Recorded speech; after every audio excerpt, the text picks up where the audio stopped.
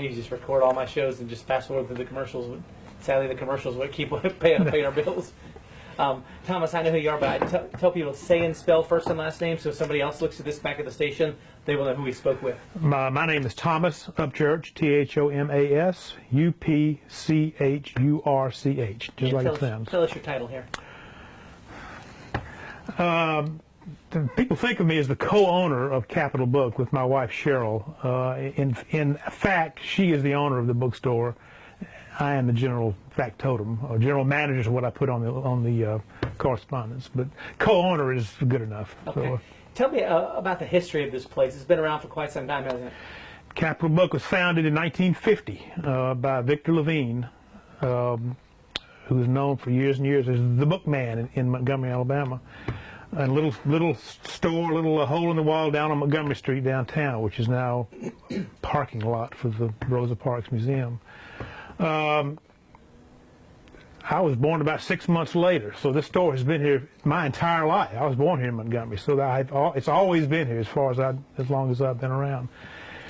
He ran it for 28 years, and in 1976, Cheryl and I moved back to Montgomery from having graduated from college. There was an ad in the paper, bookstore assistant, $95 a week. And so she answered the ad and got a job and worked for Mr. Levine for a couple of years. When he retired in '78, we were lucky enough to be able to buy it from him, and we've owned it ever since. Talk about the locations. Is this the second location? It's very complicated. It was downtown for years, and I forget the exact dates of all this, but sometime in the '80s we bought a bookstore that was already in Cloverdale called Boagstead. Some people will remember it.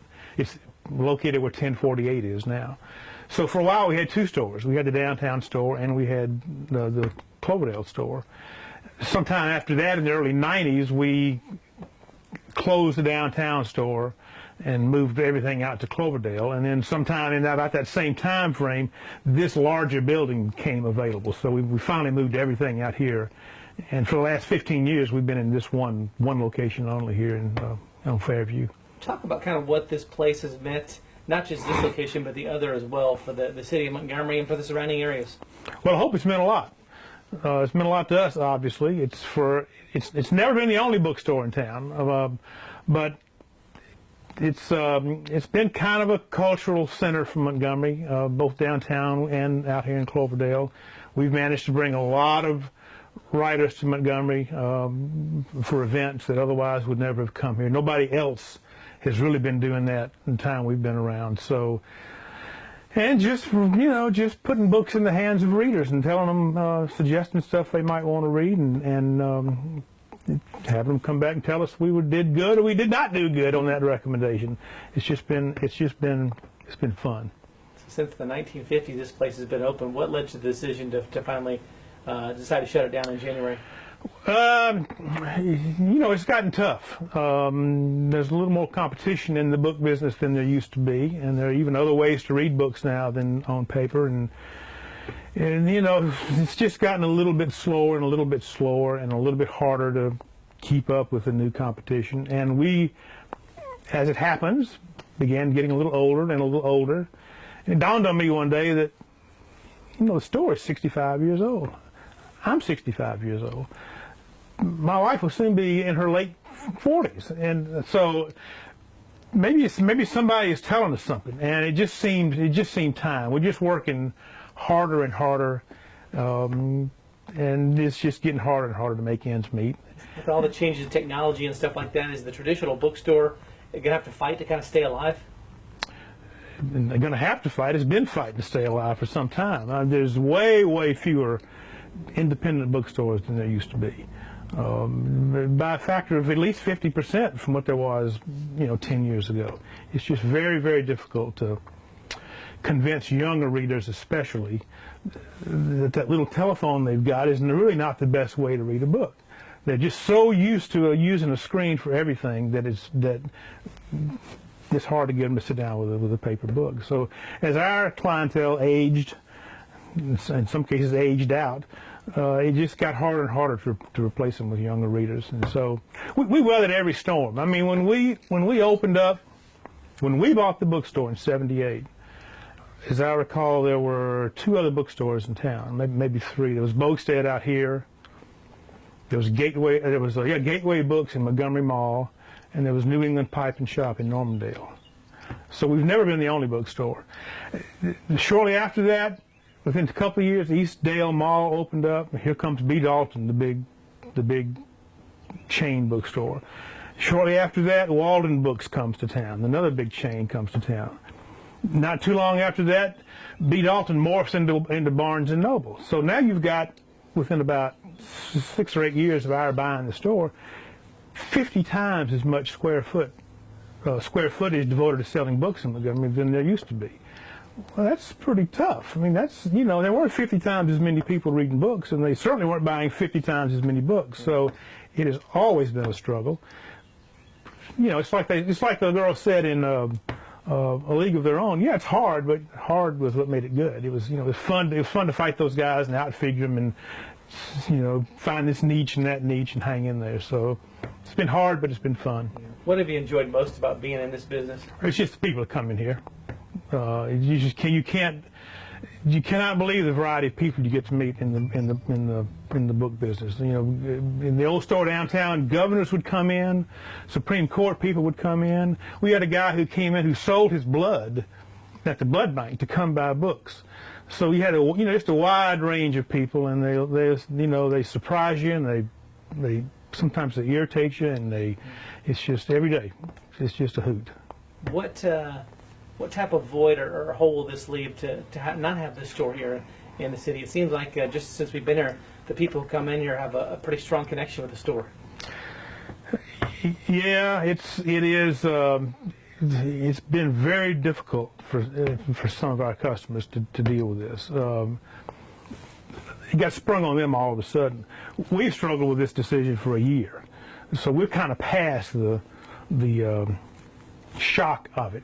But some of them are not, and so, you know, some of these people have depended on us for years for their reading choices, and not only what to buy to read, but what to buy to give somebody else to read. And you know, we got people that met in the store, married in the store, had children that they brought back, and their children are about to have children now. So we know families for generations that we've been connected with them by books, and it's all going away. When you look around at this place, what are you most proud of? You know, I think just hanging in there. There's been a lot of carnage in the book business, and we just kept hanging in there. And you know, it's hard enough to run a bookstore and keep it going. It's really hard to make a living out of a bookstore, and you know, we've done that, and we still are.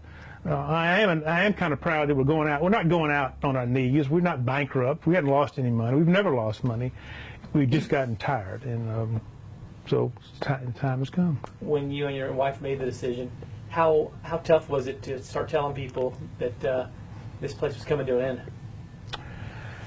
The hardest thing I ever did was hit the send button the other day when we sent the message out to our newsletter. I knew it was going to hurt a lot of them. B, I knew it was, you know, we can't walk it back from here. We can't change our mind now. We're really going to do this. So it was tough. We've had people come here crying about this, and you know, we did the crying before we ever announced this. But it's a real emotional bond between. I mean, any bookstore has its customers who depend on it and love it. There's just something special about books, and so it's been hard, but we are at peace with the decision, and we're looking forward to taking a little time off. I was gonna say, once we hit January and the doors close, what's next for you and the wife? We are gonna my wife and I, we met at a bookstore. First time I ever saw her, she was working at a bookstore. She was working hard, I was goofing off, and it worked out so well that time that we just have maintained that same working relationship for all these years. We have basically worked together for 40 years in this business, day in, day out, 6 days, sometimes 7 days a week. You know, we never get to go anywhere, and so now we're going to get to go somewhere. and I can't tell you where we're going to go because I don't know where we're going to go. But on the day after this place closes, we're getting in the car and going somewhere, and hope to do that for a long time to come till we totally broke down. For people who are loyal customers or those who maybe never been here before, if they want to stop by in the last month or two, what can they expect as they come by here?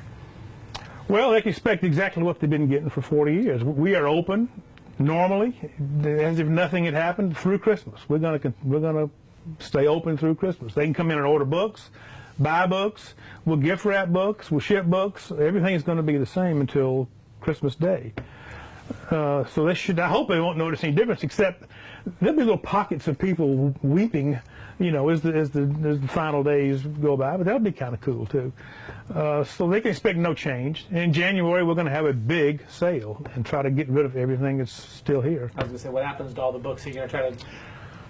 Well, the book business is funny, and during the Depression, the publishers decided, in order to entice bookstores to buy books, that they would let them send back unsold books for credit. So whatever we don't sell, we will box up and send back to the publishers, and they will send us a check, and then that'll be that. So it's not a hard business to get out of. Yeah.